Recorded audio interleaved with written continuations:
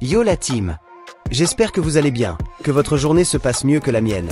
Parce que franchement, là, je suis au bord de la crise de nerfs. Et aujourd'hui, je vous le dis direct, je sors la sulfateuse. On va parler des joueurs, d'Ancelotti, de Pérez, du mercato, de l'avenir, bref, tout ce qui me rend FOU autour de ce club. Préparez-vous, ça va tirer dans tous les sens. Le match contre Alaves, pas d'analyse, pas d'excuses. Déjà, ce week-end, on joue contre Alaves. Et je vais être honnête avec vous, j'ai même pas la foi de faire un avant-match. C'est dire à quel point ça me saoule. C'est le 17e de Liga. Si on n'est même pas capable de les taper après 2 défaites de suite. C'est même plus la honte, c'est l'humiliation. Si on perd encore, c'est adieu Liga, adieu crédibilité, adieu honneur. Mais plus que le résultat, moi j'attends un truc, de l'attitude. Je veux voir des mecs qui courent, qui mouillent le maillot, qui font 3 passes d'affilée. Pas des plots statiques qui se regardent dans les yeux pour savoir qui va bouger le premier. Le football, c'est de l'envie. Et là, il y en a plus.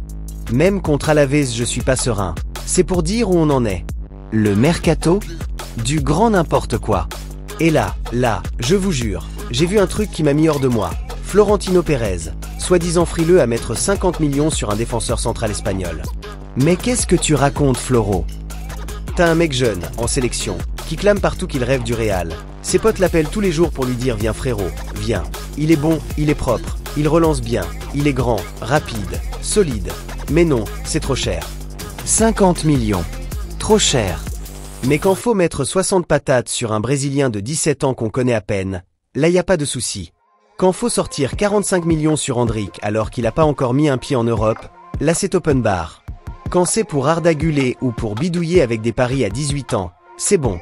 Mais pour un mec qui joue déjà en sélection, qui a prouvé en Angleterre, là on serre la ceinture.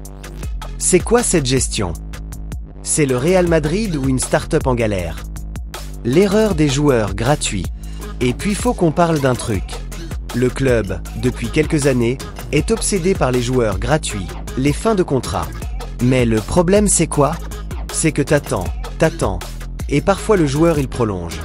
Et toi, pendant ce temps-là, t'as laissé filer ta deuxième option. Résultat?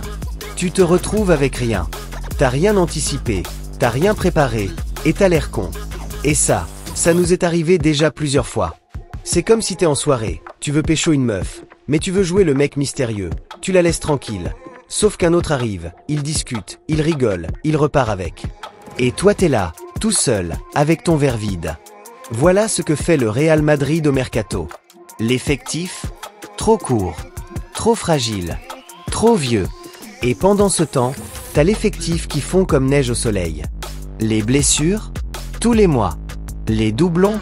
Y en a pas. Le banc? Invisible. Et Ancelotti? Il change rien. Il continue de jouer avec les mêmes mecs, même cramés, même à bout de souffle. Les jeunes? Circuler, y a rien à voir. Mais attention, en décembre, on joue le mondial des clubs. Plus de matchs, plus d'intensité.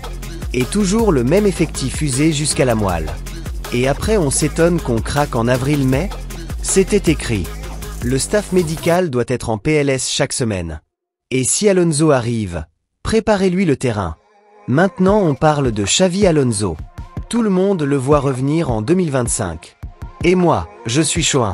Mais attention, si c'est pour le faire venir et lui filer un effectif pété, sans recrue, sans soutien, avec des mecs qu'il veut pas, c'est pas la peine.